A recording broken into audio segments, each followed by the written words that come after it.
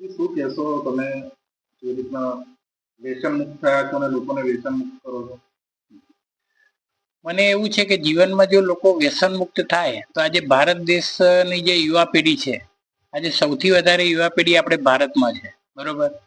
તો યુવા પેઢી જો વ્યસન મુક્ત થાય તો આજે ભારત દેશ મહાસત્તા બની શકે અને યુવા જે ધન છે એ દેશના વિકાસમાં બહુ ખૂબ મદદરૂપ થાય. અને એના મૂળભૂત આ વ્યસનના કારણે જે ડ્રગ્સ છે, એડ્યુકેશન, જે છોકરા છોકરીઓ બધું લેતા હોય છે, અને ગુટકા, પાન મસાલા. અને બીજું એક વ્યસનની વાત કરીશ કે જે આ મોબાઈલ એક વ્યસન છે.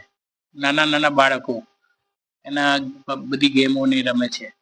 અને વ્યસન મુક્ત થશે તો ભારત દેશ ખરેખર આજે દુનિયામાં મહાસત્તા બની શકે છે.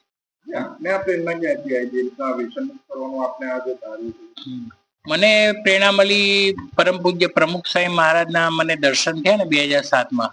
કારણ કે મારું જીવન બી પોતે હું 27 વર્ષ સુધી વ્યસની હતો અને એમના દર્શન માત્રથી મારું જીવન બદલાયું અને એ પોતે એમણે 40 લાખ લોકોને નિર્વ્યસની કર્યા. એટલે મને એવું થયું કે એને એ કહેતા હતા કે બીજાના ભલામાં આપણું સુખ ભલું છે અને બીજાના સુખમાં આપણું સુખ. એટલે જો બીજાનું સારું થાય તો ઓટોમેટિકલી આપણું સારું થાય. એટલે અને કોઈના પતિ વ્યસની હોય કે કોઈના ભાઈ વ્યસની હોય તો એ વ્યસન મુક્ત થાય, ભગવાન મારા દ્વારા કરાવે, તો એનાથી મને દિલમાં એટલું શાંતિ મળે છે કે મારા જેવું એનું બી પરિવર્તન થયું.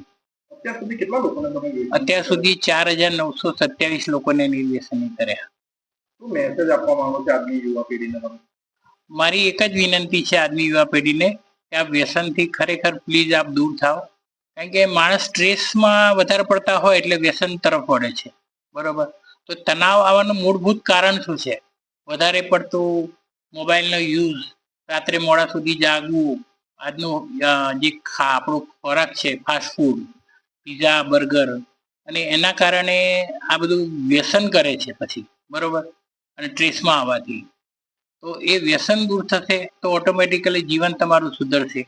એટલે વ્યસનથી દૂર થાવ, એનાથી આર્થિક પારિવારિક શાંતિ રહેશે અને દેશની પ્રગતિ થશે. મારો પરિચય, હું પોતે મારું નામ છે ગોપાલભાઈ ડાયાભાઈ સુથાર. હું પોતે 1988થી ઓએનજીસીમાં સર્વિસ કરતો હતો અને રિસન્ટલી હમણે 31 માર્ચ 2000